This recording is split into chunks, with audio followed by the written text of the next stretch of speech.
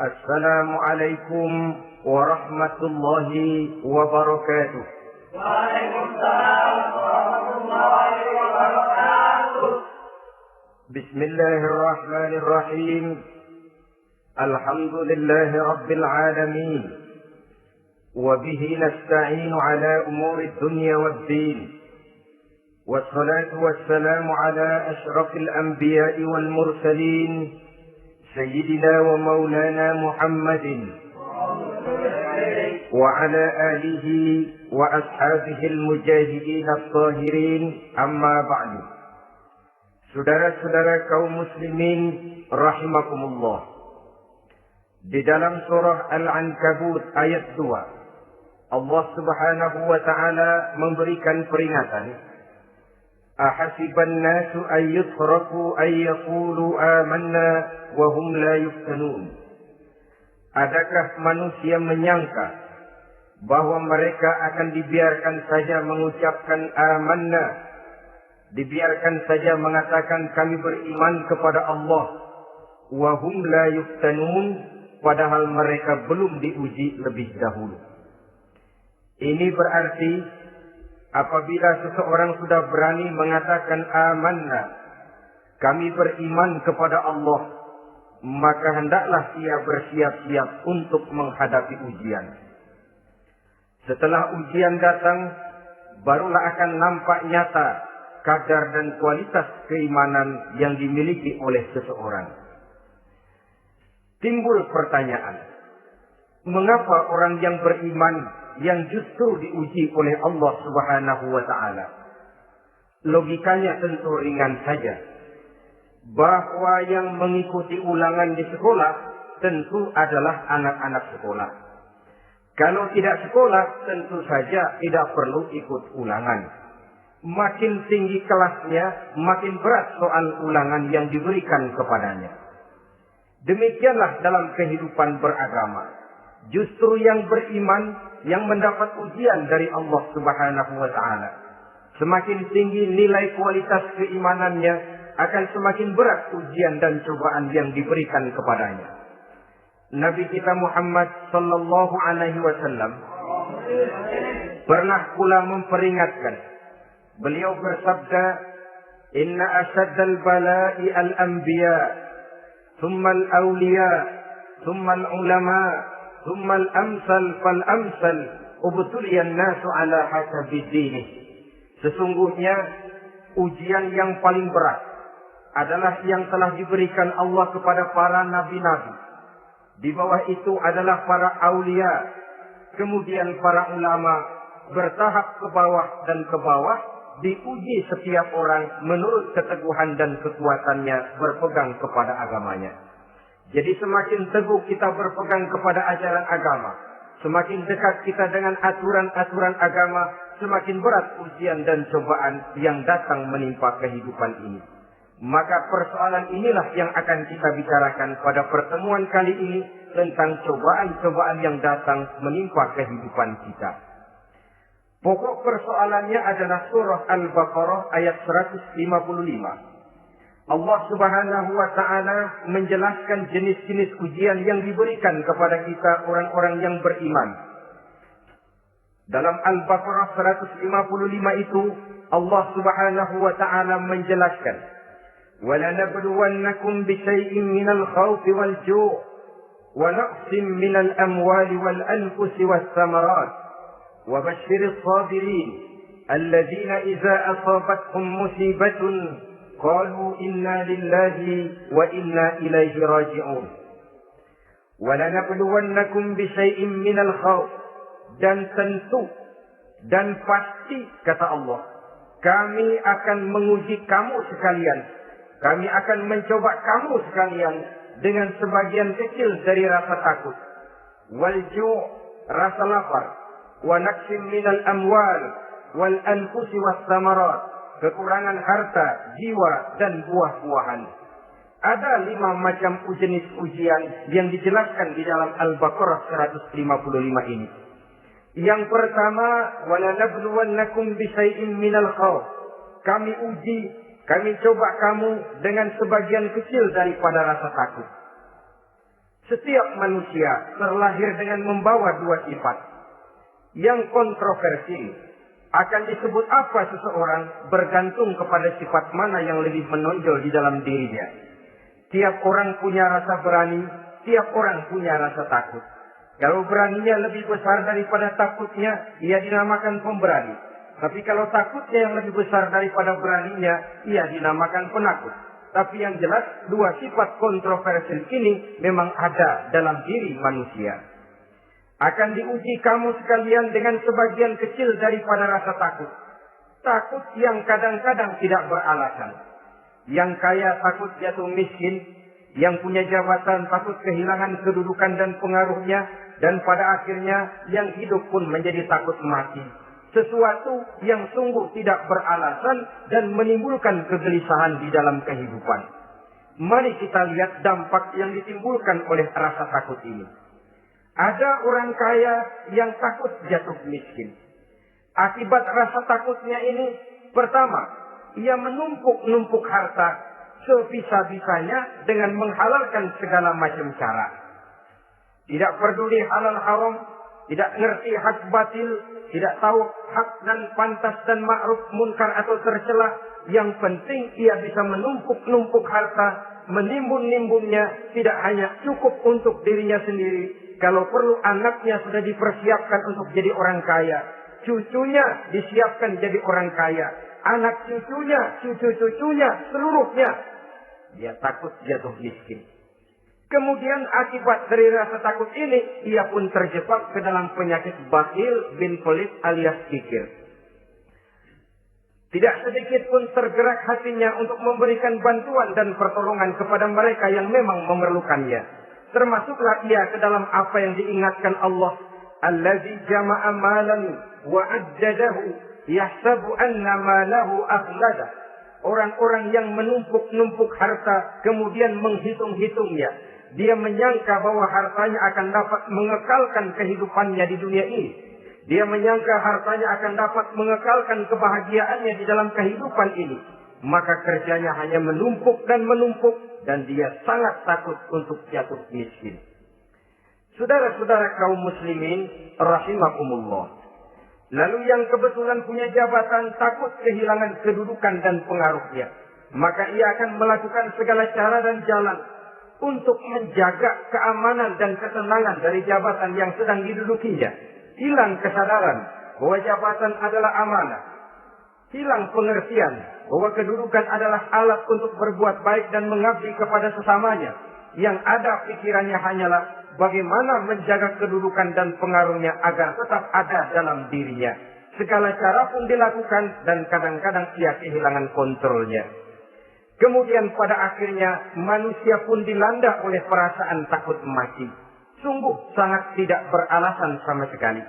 Karena mati adalah kewajiban dari semua yang bernama hidup. Dan Nabi mengingatkan, al-mautu babun fa kullun nasi dakhilu. Mati adalah merupakan satu pintu yang setiap orang akan masuk ke dalam pintu itu. Bahkan mati sesungguhnya bisa merupakan nasihat di dalam kehidupan kita. Beliau bersabda, taraktu fikum nasihataini, nasiqan wa samitan. Aku tinggalkan kepada kamu dua macam nasihat. Pertama, nasihat yang pandai bicara, dan yang kedua, nasihat yang diam saja. Sahabat bertanya, nasihat yang pandai bicara itu apa ya Rasul? Beliau menjawab, Al-Quran. Kalau nasihat yang diam saja apa ya Rasul? Beliau menjawab, maut. Saudara-saudara kaum muslimin rahimakumullah. Yang kaya takut miskin. Yang punya jabatan takut kehilangan kedudukan dan pengaruhnya. Dan pada akhirnya yang hidup pun menjadi takut mati. Sesungguhnya takut-takut yang sangat tidak beralasan sama sekali. Jika orang kaya takut jatuh miskin, untuk itu kemudian dia menghalalkan segala macam cara untuk menumpuk kekayaan yang tidak akan habis dimakan selama 7 turunan. Kemudian diiringi dengan sifat bakhil, sifat tertutup, sifat berpangku tangan melihat kesulitan dan penderitaan orang lain, maka sesungguhnya dia tidak merasa bahwa harta merupakan titipan dari Allah Subhanahu wa taala. Bahwa ia merupakan alat dan bukan merupakan tujuan di dalam kehidupan ini. Takut miskin adalah satu penyakit yang mengakibatkan orang lupa diri dan lupa daratan. Takut kehilangan kedudukan dan pengaruh juga adalah penyakit yang menyebabkan orang menghalalkan segala macam cara untuk menjaga kedudukan dan jabatannya. Dan takut mati juga sebenarnya sesuatu yang tidak beralasan. Sebab siapa yang berani hidup harus berani pula menghadapi mati. Yang takut mati tidak usah hidup saja. Karena mati adalah kewajiban bagi semua orang-orang yang hidup.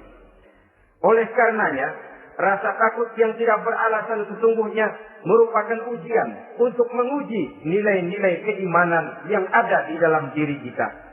Orang kaya diuji dengan hartanya, pejabat diuji dengan kedudukan dan pengaruhnya, manusia hidup diuji dengan akan datangnya mati yang menjemput kehidupannya. Menghadapi ujian-ujian semacam ini, maka marilah kita menyadari, yang kaya tidak perlu takut miskin.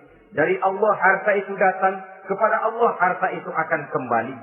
Yang punya kedudukan dan pengaruh tidak usah takut kehilangan kedudukan dan pengaruhnya.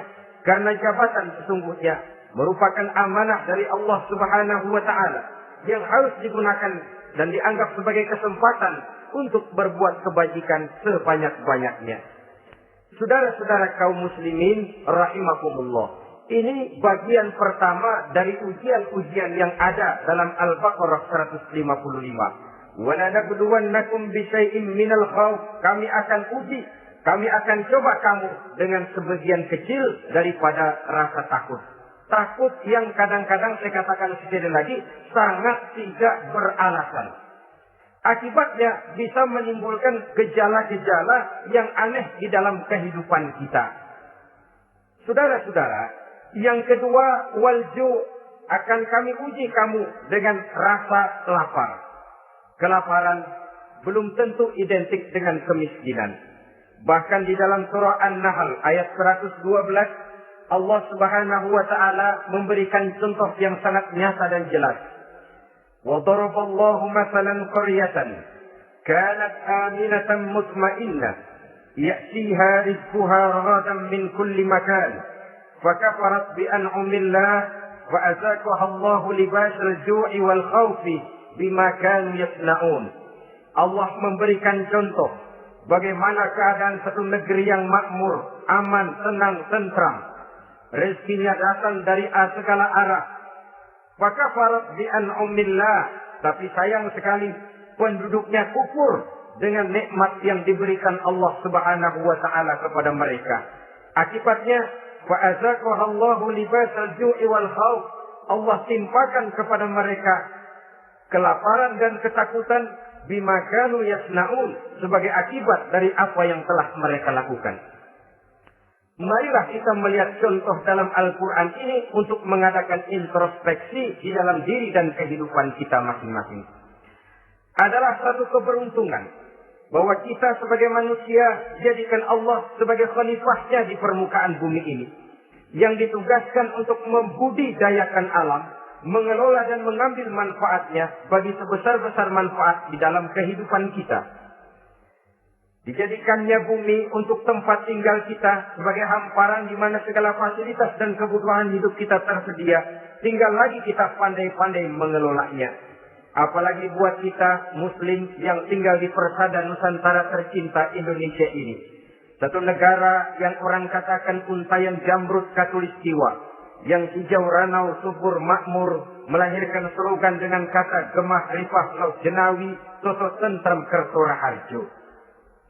Negara yang demikian subur, negara yang demikian indah, negara yang demikian hijau ranau ini, apabila kita terkena fakafarat bi an'umillah, kufur kepada nikmat yang diberikan oleh Allah kepada kita, dia tidak akan mendatangkan ketenangan, dia tidak akan mendatangkan kesejahteraan, bahkan akan sangat boleh jadi akan menimbulkan kekacauan, ketidaktenangan, dan kelaparan di tengah negara yang subur makmur. Inilah yang sangat menyedihkan. Kenapa ini bisa terjadi? Fakafarat bi an'umillah, orang kufur terhadap nikmat yang diberikan Allah Subhanahu wa Ta'ala. Diberikan negara yang subur, makmur, indah, hijau, ranau, tapi dikelola dengan cara yang brutal dan membabi buta. menguras sumber daya alam melampaui sebagaimana yang seharusnya, sehingga memperkosa keadaan alam itu sendiri. Hutan dan belukar yang ditebangi secara liar dan sembarangan akan melahirkan gurun-gurun pasir yang gersang dan tandus, sehingga dengan demikian maka akan mengakibatkan malapetaka bagi kehidupan manusia itu sendiri. Begitu juga percobaan-percobaan ilmu pengetahuan yang mengundang dan mengandung reaktor-reaktor nuklir akan memberikan luka kepada alam itu sendiri, yang mengakibatkan akan kembali kerugian kepada makhluk bernama manusia. Saudara-saudara kaum muslimin rahimakumullah. Jadi dengan demikian, di dalam satu negara yang subur, hijau, ranau dan makmur, bisa saja terjadi kelaparan apabila kita ingkar, tidak mau bersyukur terhadap nikmat yang diberikan Allah kepada kita. Kita kelola alam ini seenak perut kita saja dengan tidak memikirkan akibatnya di kelak kemudian hari nanti. Kita ambil satu contoh. Orang-orang tua kita dulu pada umur 60 tahun, 70 tahun, kalau dia menanam kelapa, orang lalu bertanya, kakek nanam kelapa untuk siapa nanti? Apa jawabannya? Untuk anak cucu saya. Umur 60 tahun atau umur 70 tahun, ia masih menanam pohon kelapa. Untuk apa katanya? Untuk anak cucu saya di belakang kemudian hari nanti. Orang yang bisa menanamkan sesuatu untuk generasi yang akan datang, itulah orang tua yang bijaksana. Tapi orang yang menanam sesuatu hanya untuk kepentingan dirinya sendiri saja, maka itulah orang yang hanya mementingkan diri sendiri atau orang egois. Tapi lebih celaka lagi, orang yang mau melakukan sesuatu yang akan meninggalkan akibat bagi generasi yang akan datang, akibat yang tidak baik, itulah orang yang aniaya, orang yang zalim di dalam kehidupan kita. Bumi, tempat di mana kita manusia tinggal, bukan satu wujud yang tanpa batas. Pernahkah kita membayangkan cuma satu bumi untuk dihuni oleh 5 miliar lebih dari makhluk bernama manusia, yang kadang-kadang pertumbuhan sarana untuk menunjang kehidupan tidak sepesat pertumbuhan jumlah makhluk bernama manusia itu sendiri.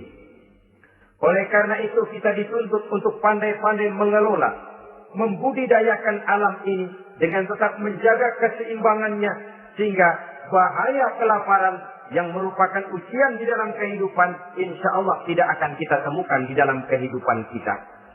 Saudara-saudara kaum muslimin rahimakumullah. Ini kelaparan dalam artian sebagai satu bangsa. Bisa juga kelaparan dalam artian dalam kehidupan pribadi daripada manusia. Hidup ini kata orang berjalan bagaikan roda pedati. Sekali tempo naik kita ke atas, lain saat turun kita ke bawah. Ada saatnya kita jaya, ada saatnya kita pun mengalami kemunduran. Oleh karena itu pasang surut kehidupan ini membuat orang seharusnya sadar bahwa pasang surut itu tidak harus menyebabkan pasang surutnya dia di dalam melaksanakan ibadahnya kepada Allah Subhanahu wa Ta'ala. Kelaparan boleh jadi memang merupakan ujian untuk menguji nilai-nilai keimanan seseorang. Apabila dalam kondisi lapar imannya mantap, imannya teguh, imannya kuat, maka dalam kondisi di mana perutnya tidak lapar, tentu iman itu akan lebih bertambah mantap lagi. Kalau orang perutnya kenyang, kalau orang perutnya berisi penuh, lalu imannya stabil, kemudian pada saat kelaparan imannya pun mengalami penurunan, maka di situ nyata, di saat dia diuji dengan kelaparan, kualitas imannya ikut menyurut, mundur ke belakang, dan mengalami proses degradasi, proses peluncuran dan penurunan. Oleh karenanya, marilah kita menyadari Allah Subhanahu wa Ta'ala senantiasa memberikan yang terbaik kepada kita bersama. Kelaparan, apabila kita terima dengan sikap lapang dada, tidak akan menyebabkan kita menjadi berbuat nekat. Tetapi kita tetap dalam kontrol, tetap dalam keadaan yang stabil, tidak keluar dengan melakukan perbuatan-perbuatan yang negatif. Bagaimanapun kita ingin membela dan mempertahankan kelangsungan hidup, betapa dan bagaimanapun kita ingin menjaga kelangsungan perut, namun kita tetap tidak keluar dari norma-norma dan kaidah-kaidah yang telah ditentukan di dalam kehidupan beragama. Inilah cobaan yang kedua yang ada dijelaskan dalam Al-Baqarah ayat 155 tadi berupa kelaparan. Yang ketiga, wa naqsin minal amwal, kekurangan harta alias kemiskinan. Kemiskinan, saudara-saudara, merupakan ujian dari Allah Subhanahu wa taala untuk menguji sejauh mana kekuatan iman yang kita miliki di dalam kehidupan. Tetapi sesungguhnya bukan hanya kemiskinan, kekayaan pun pada hakikatnya juga merupakan ujian. Namun umumnya manusia akan lebih merasa diuji jikalau dia miskin daripada diuji jikalau dia menjadi orang yang kaya. Pada sisi lain kenyataan mengatakan banyak orang lulus ketika diuji dengan kemiskinan, tetapi gagal berantakan setelah diuji dengan kekayaan. Kemiskinan pun apabila kita lihat dari segi kehidupan bermacam bentuknya. Ada kemiskinan di bidang ilmu pengetahuan. Karena kemiskinan dan kebodohan memang merupakan dua saudara yang seakan-akan sekandung. Yang satu bisa menimbulkan yang lain, tapi paling celaka kalau keduanya sudah berjalan beriringan. Maksud saya, kemiskinan bisa menimbulkan kebodohan, kebodohan bisa menimbulkan kemiskinan, tapi yang paling celaka sudahlah miskin, bodoh pula. Miskin ilmu. Yang kedua, miskin akhlak. Ini lebih parah lagi daripada miskin ilmu. Kalau miskin ilmu, orang sekedar goblok, bin bodoh alias tolol, maka miskin akhlak ini menyebabkan orang kurang ajar, tidak punya budi pekerti. Sehingga dengan demikian, miskin akhlak sesungguhnya lebih bahaya daripada miskin ilmu. Adapun miskin yang kita kenal pada umumnya dan juga yang dimaksud dalam ayat ini adalah miskin harta. Imam Ali karramallahu wajhah pernah memberikan peringatan. Kadal faqru an yakuna kufran. Boleh jadi kemiskinan mendekatkan orang kepada kekufuran. Dengan kata lain, biasanya kemiskinan bisa membuat orang nekat. Kalau sudah nekat, maka bukan cuma harga diri yang terjual, bukan cuma keluarga yang terjual, bukan cuma nilai-nilai materi yang dimilikinya yang terjual, bahkan iman dan keyakinannya, akidah dan pandangan hidupnya pun tidak akan segan-segan digadaikannya, dijualnya untuk mengatasi kelaparan dan kemiskinan itu tadi.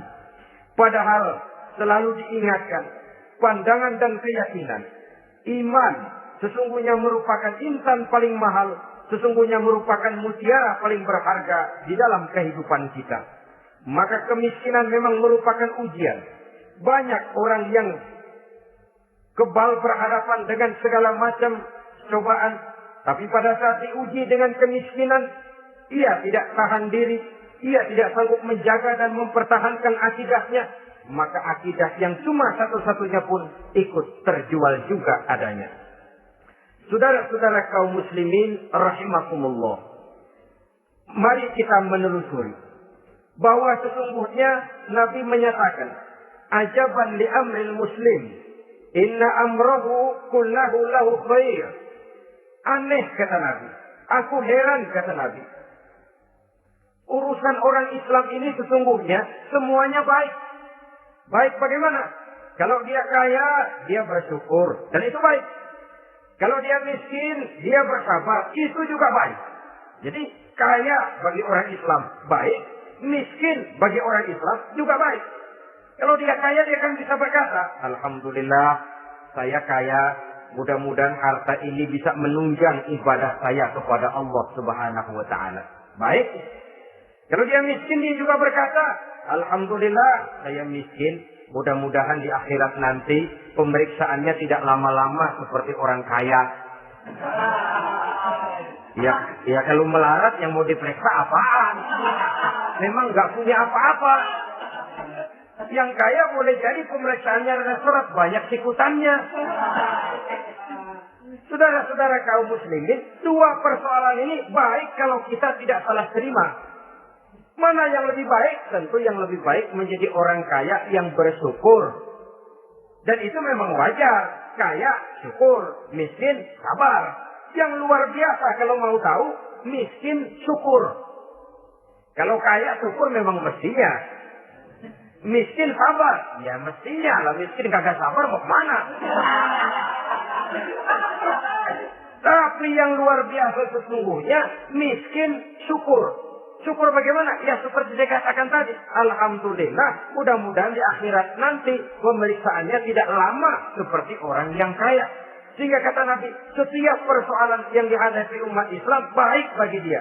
Miskin baik, kaya baik. Asal orang tidak salah terima.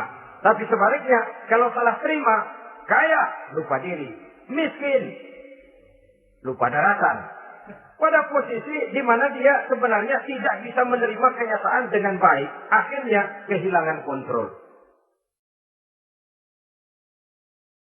Saudara-saudara kaum muslimin rahimakumullah.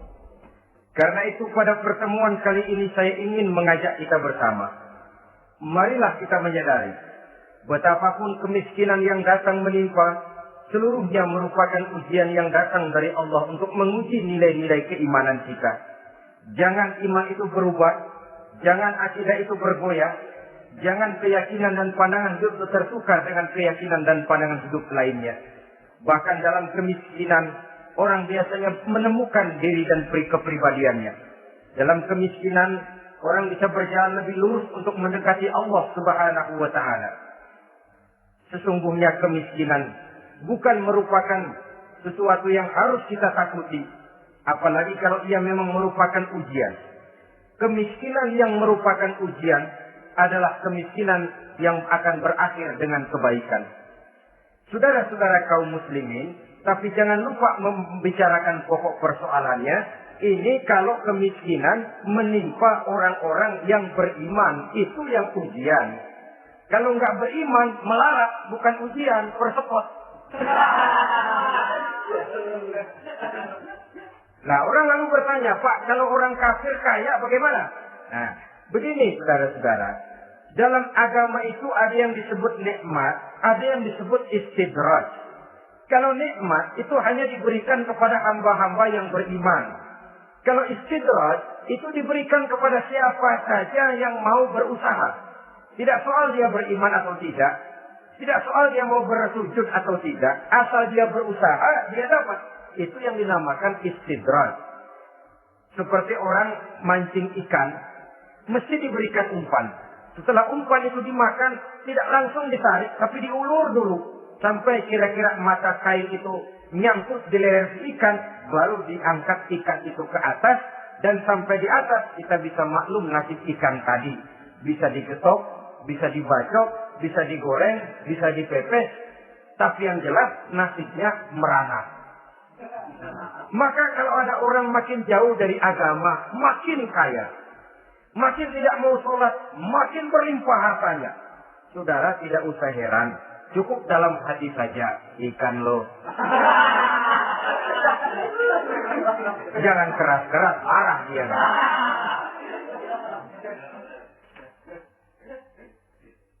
Kemiskinan apabila didasari dengan sikap keimanan merupakan ujian untuk menguji kualitas keimanan seseorang.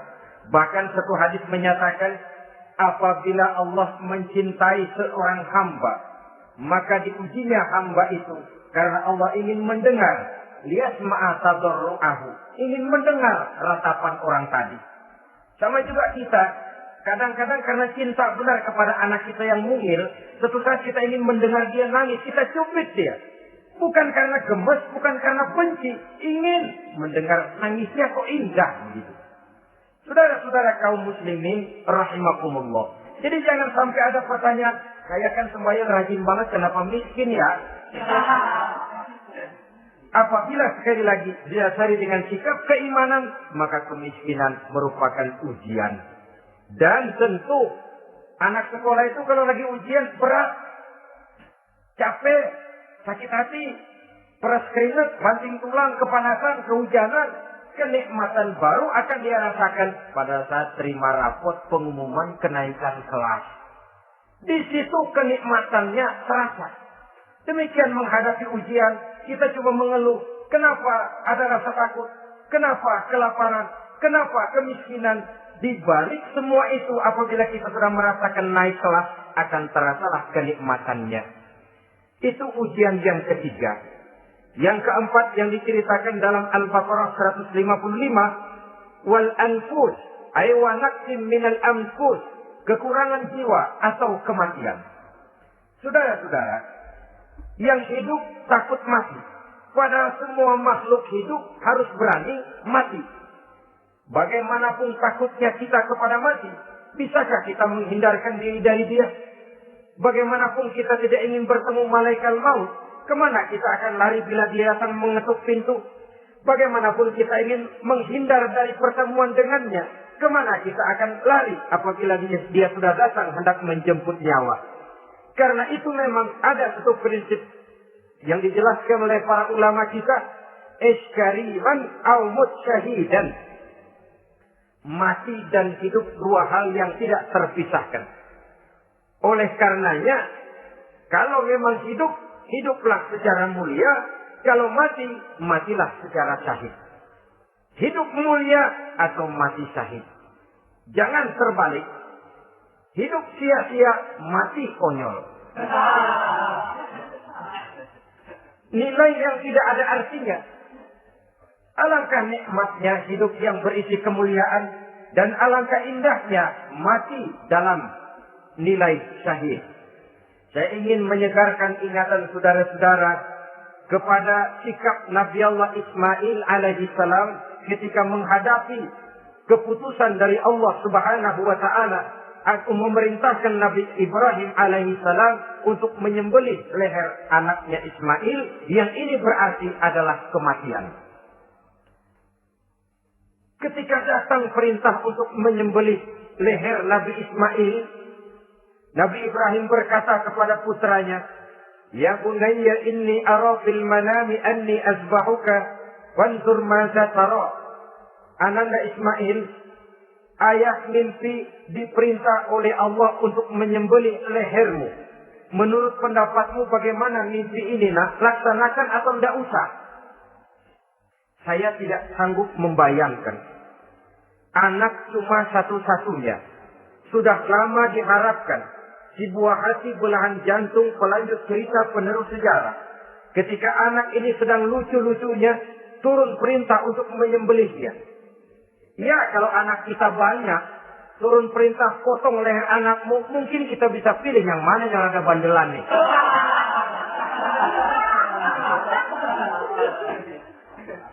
Tapi ini anak cuma satu-satunya. Lucu, sudah lama diharapkan. Dan memang itu juga merupakan ujian kepada Nabi Allah Ibrahim. Seolah-olah Allah berkata, "Hai Ibrahim, dahulu sebelum kau punya anak, kau memang cinta kepadaku. Sekarang setelah kau punya anak, masuk rasa cinta anak ke dalam hatimu. Buktikan Ibrahim, mana yang lebih besar? Cintamu kepadaku, kata Allah, atau cintamu kepada anakmu? Sembelih leher anakmu." Ternyata kemudian sejarah menyatakan, Nabi Ibrahim cinta kepada Allah. Beliau pun cinta kepada putranya. Tapi cintanya kepada Allah lebih besar daripada cintanya kepada putranya. Sehingga ketika turun perintah penyembelihan, itu pun dilaksanakannya, tapi tetap musyawarah dulu. Yakin itu memang perintah Allah, beliau toh mengajak dialog putranya. Ini yang penting dalam kehidupan kita. Dialog. Nah, Bapak mimpi diperintah Allah untuk menyembelih lehermu. Menurut pendapatmu bagaimana, nak? Laksanakan atau tidak? Yakin itu perintah Allah, tapi atas musyawarahnya tidak beliau tinggalkan. Walaupun yakin orang tua berbuat untuk kebaikan anak, alangkah baiknya anak diajak bicara. Sehingga dengan hasil pembicaraan ini nanti kita akan mengerti gejala perkembangan dan kemauan dari jiwa si anak tadi. Saudara-saudara kaum muslimin, apa jawaban Nabi Allah Ismail yang ketika itu masih remaja? Beliau menjawab, "Ya abatif al-ma tu'mar, satajiduni insyaallahu minas sabirin." Bapak, jikalau memang ini memang perintah Allah, laksanakan saja Bapak. Tidak usah ragu. Mudah-mudahan nanti Bapak akan menemukan saya termasuk ke dalam golongan orang-orang yang sabar. Ini pantulan doa Nabi Ibrahim dahulu ya, ketika meminta seorang keturunan yang merupakan anak yang soleh. Jawaban dari anak yang soleh. Kalau memang ini perintah Allah, Bapak laksanakan saja. Saya insya Allah termasuk ke dalam golongan orang-orang yang sabar. Kalau Allah memerintahkan Bapak untuk menyembelih leher saya, silahkan Pak. Saya ikhlas, saya ridho, saya rela untuk memenuhi perintah Allah Subhanahu wa Ta'ala. Ini jawaban anak soleh. Sebab itu sering saya katakan, kalau kita cuma punya anak pintar tidak soleh, mungkin jawabannya nggak begini. Nak, Bapak diperintah motong leher kamu, nak, bagaimana pendapatmu? Mungkin dia jawab, Bapak aja yang tuaan, Pak.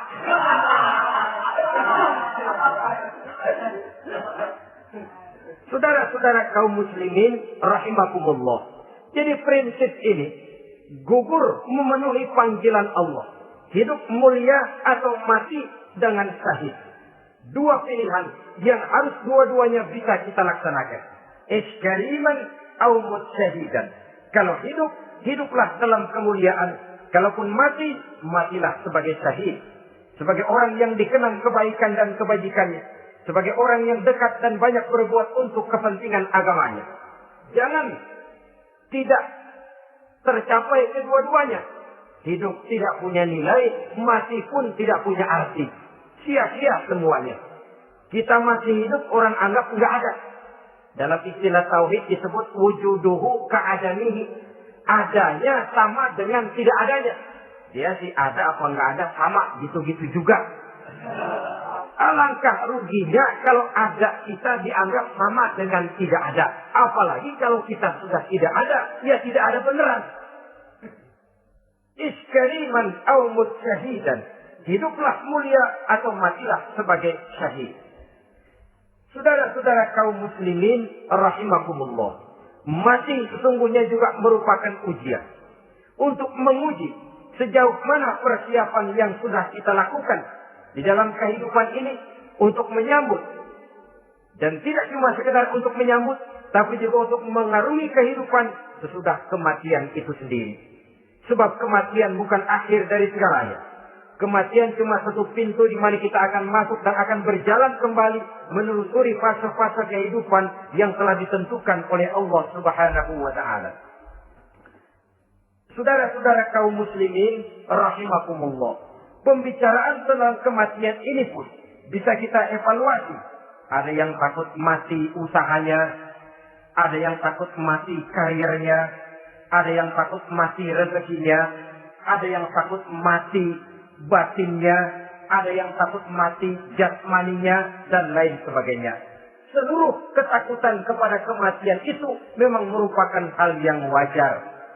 Ada yang takut mati usahanya, ada yang takut mati karirnya, ada yang takut mati rezekinya. Tapi kalau ketakutan itu lalu melahirkan perbuatan-perbuatan negatif yang menimbulkan penyimpangan, itu sudah di luar dari yang seharusnya. Kematian merupakan ujian. Menghadapi segala macam ujian termasuk kematian ini akan kita bicarakan pada bagian penutup nanti. Yang kelima, saudara-saudara, ujian yang dijelaskan dalam Al-Baqarah 155 tadi, wa naqsin minas samarat, kekurangan buah-buahan. Kekurangan buah-buahan bisa berarti paceklik. Ini juga bisa diakibatkan oleh apa yang dijelaskan dalam An-Nahl 112 tadi. Orang kufur kepada nikmat yang diberikan Allah Subhanahu wa Ta'ala. Orang jauh dari petunjuk-petunjuk agama. Merasa segala persoalan bisa dipecahkan dengan kemampuan otaknya. Hilang rasa ketergantungannya kepada Allah Subhanahu wa Ta'ala. Maka usahanya bisa berakhir dengan yang tidak diharapkan. Sudah bikin target, tahun ini kita bakal panen raya besar. Tahu-tahu tikus ngamuk. Habis padi digarap oleh tikus, panen bisa gagal.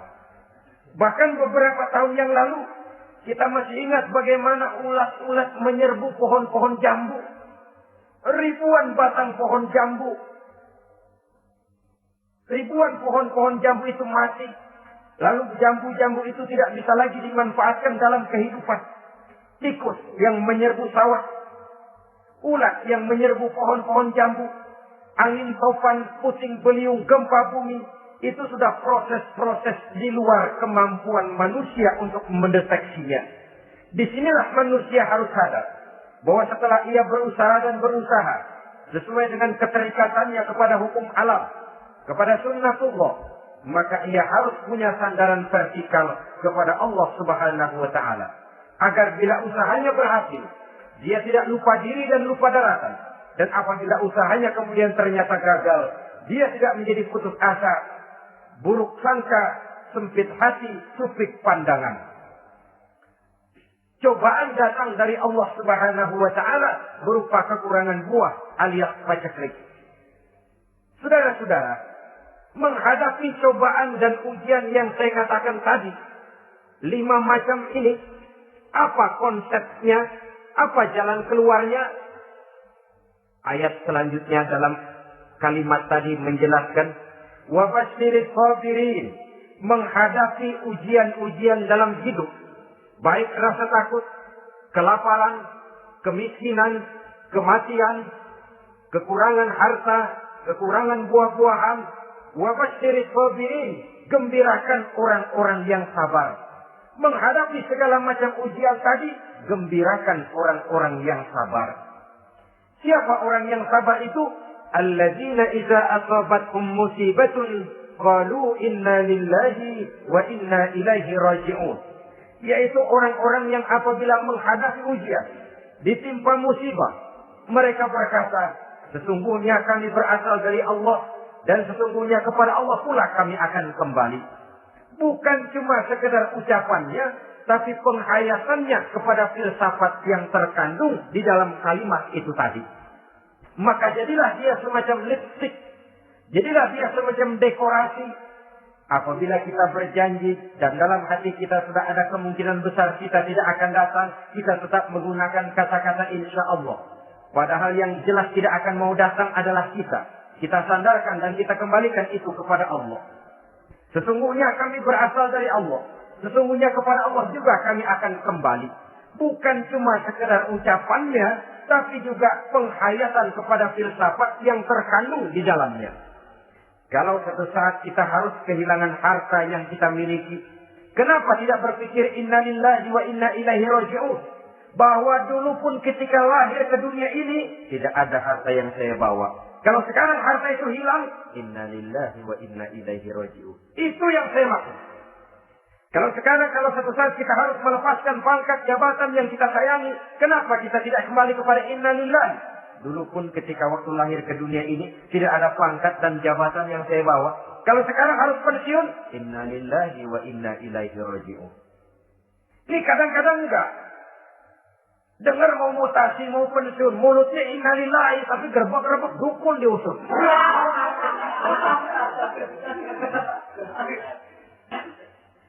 Keluarganya meninggal, mulutnya inna lillahi, tapi nangisnya tetap nggak mau berhenti. Bukan cuma sekedar ucapannya, tetapi penghayatan kepada nilai dan filsafat yang terkandung di dalam kalimat inna lillahi itu. Sesungguhnya segalanya saja berasal dari Allah. Segalanya saja akan kembali kepada Allah Subhanahu wa Ta'ala. Kalau ini yang kita jadikan landasan, maka sesungguhnya menghadapi berbagai ujian ini, kita tidak akan salah tingkah. Tidak akan salah tingkah, tidak akan salah sikap. Kalau sudah ini dasar dan fondasi yang menjadi landasan tempat di mana seluruh cobaan datang bertumpu, segalanya datang dari Allah, segalanya akan kembali kepada Allah, maka betapapun bertumpu ujian datang menimpa, rasanya tidak akan lagi membuat kita goyah, karena fondasi tempat kita berdiri sudah demikian kokoh dan kuatnya. Dan fondasi itu inna lillahi wa inna ilaihi raji'un. Segalanya datang dari Allah. Segalanya akan kembali kepada Allah Subhanahu wa Ta'ala. Keyakinan ini memberikan kelapangan jiwa. Dari kelapangan jiwa, maka akan tertuang ketenangan dan ketentraman. Jauh dari stres, jauh dari darah tinggi, jauh dari bingung, jauh dari rasa takut. Segalanya sudah kita kembalikan kepada Allah Subhanahu wa Ta'ala. Saudara-saudara kaum muslimin rahimakumullah. Oleh karenanya, ini jalan keluar dan inilah orang yang sabar. Yaitu orang yang mengembalikan segala persoalan bahwa segalanya datang dari Allah, segalanya akan kembali kepada Allah. Bukan sabar dalam pengertian kita sehari-hari. Sabar, maaf ya, dalam pengertian kita sehari-hari biasanya orang yang sabar yang gak banyak tingkah. Diam, gak salah bawa kepala dikelepak. Diam aja. Ente gak salah apa-apa dikelepak diem ya. Gue lagi sabar, diem-diem loh. Rasanya ini sih, kalau sabar macam ini yang kita punya, boleh jadi kita akan tertindas terus. Sebab itu, pada penghujung surah Al-Asr, Allah menggandengkan antara tawasau bil haq dengan tawasau bis sabr. Kebenaran dan kesabaran, dua hal yang memang tidak boleh terpisahkan satu dengan yang lain. Kalau kita benar, kita harus sabar. Kalau kita mau sabar, harus karena benar. Apabila kebenaran satu prinsip, maka kesabaran adalah satu strategi. Prinsip yang tanpa strategi bisa membuat kita tidak akan mencapai tujuan yang kita harapkan. Artinya, kebenaran tanpa kesabaran membuat kita mudah dipatahkan orang, tapi kesabaran tanpa kebenaran akan membuat kita diinjak terus oleh orang lain. Karena itu, kalau yakin kita benar, harus sabar. Kalau mau bersabar, harus karena benar. Dalam hal ini, sifat sabar yang dicontohkan oleh Rasulullah Shallallahu Alaihi Wasallam sungguh memang merupakan jadi panutan. Sepanjang persoalannya adalah persoalan pribadi. Sepanjang pribadi beliau yang dihina. Sepanjang pribadi beliau yang dicaci maki. Beliau biasanya bisa mengendalikan diri. Tapi kalau sudah agama masalahnya, maka beliau pun tidak segan-segan mencabut pedang, maju ke medan perang. Bukan untuk memaksakan agama dan keyakinan. Karena agama dan keyakinan memang tidak bisa dipaksakan. Tapi untuk menjaga, membela dan mempertahankan agama dari hinaan, cemoohan dan caci maki orang lain. Yang kita lakukan sebaliknya. Kalau pribadi kita yang dihina, marahnya 17 langit. Tapi kalau sudah agama dicaci maki orang, agama dihina orang, agama diremehkan orang, biarin dah, masih banyak ustaz. Cuma masalah ustaz kah agama itu? Cuma urusan kiai kah agama itu? Tidak. Agama itu urusan setiap pribadi muslim. Ya, dia jadi pengusaha. Ya, dia jadi pejabat. Ya, dia jadi seniman. Ya, dia jadi teknokrat. Ya, dia jadi ekonom. Ya, dia jadi pakar di berbagai bidang. Agama adalah masalah setiap kita. Kalau pribadi Nabi yang dicaci, pribadi yang dihina dan dicemoohkan orang, beliau mengendalikan diri. Tapi kalau sudah agama taruhannya, beliau tidak segan-segan cabut pedang, maju ke medan perang. Sabar, tapi pada tempatnya. Sabar tidak dalam artian diam, delohong, ayam-ayam, gelenggem, menunggu embun yang turun dari langit. Emang lagi lapar, sabar aja. Gak usah makan, nanti juga waktunya Tuhan kasih kenyang-kenyang. Kalau sabar macam ini yang kita pakai, lapar terus dah. Emang giliran sakit, sabar aja. Gak usah berobat, nanti juga waktunya baik, sembuh. Mati terus dah. Ya, perkara ada orang sakit tidak berobat sembuh, itu hak Allah. Tapi tidak boleh kita jadikan sandaran, apalagi kalau makom kita dengan Allah masih sedemikian jauhnya. Itu hanya ucapan dari orang-orang yang makom dia dengan Allah itu sudah tidak ada jarak. Permohonannya dipenuhi, kehendaknya dituruti, sebab dia dengan Allah sudah sedemikian dekatnya. Kalau kita masalahnya, yang antara kita dengan Allah ini dilapisi oleh dosa dan kesalahan yang kita kerjakan sendiri, rasanya kita masih harus banyak berbuat sesuai dengan keterikatan kita kepada sunnatullah itu. Orang yang sabar adalah orang yang sadar kepada hakikat dan filsafat yang terkandung di dalam kalimat Inna lillah wa inna ilaihi raji'un. Segalanya datang dari Allah, segalanya pun akan kembali kepada Allah. Harta yang hilang tidak membuat kita gundah. pangkat yang harus kita tanggalkan tidak membuat kita kecil hati dan tidak akan meninggalkan medan pengabdian. Kenapa? Kita cuma menganggap itu satu titipan. Lain kalau kita anggap itu punya kita, jabatan punya kita. Nah itu yang kita suka wangkeng. Saudara-saudara kaum muslimin, kesimpulannya banyak cobaan-cobaan dalam hidup. Yang dibicarakan dalam Al-Baqarah 155 ini sebagian kecil dari rasa takut, kelaparan, kemiskinan, kematian, dan kekurangan buah-buahan. Menghadapi segala macam ujian tadi, kembalilah kita kepada dasar inna lillahi wa inna ilaihi raji'un. Segalanya datang dari Allah, segalanya pun akan kembali kepada Allah. Semoga dengan sikap ini, kita akan lapang dada menghadapi ujian, dan akan semakin tangguh iman dan akidah kita menghadapi cobaan yang datang menimpa. Inilah pertemuan pada kali ini. Semoga ada manfaatnya. Terima kasih atas segala perhatian. Mohon maaf atas segala kekurangan. Usikum wa nafsi bitaqwallah. Wassalamualaikum warahmatullahi wabarakatuh.